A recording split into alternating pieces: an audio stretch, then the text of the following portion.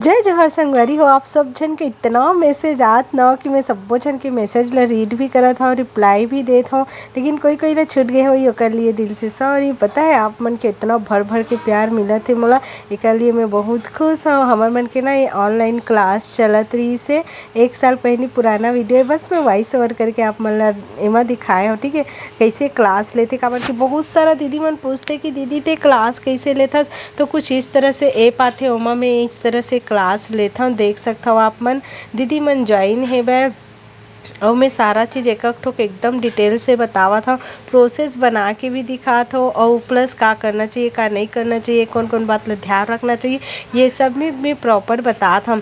आप सबके कमेंट आते कि दीदी तो डिलीवरी हो के का हो हस बाबू हो हस कि ननी हस, ऐसे करके ना बहुत कमेंट आते पता है। और बहुत जन तो ऐसे ऐसे क्वेश्चन करते कि सबके रिप्लाई दूँ लेकिन थोड़ा से टाइम लग गई मोला। ठीक है, काबर की ना आप मन समझ ही सकता हो, अभी मोर बेबी सिर्फ दीपावली में 2 मंथ के हो जाही।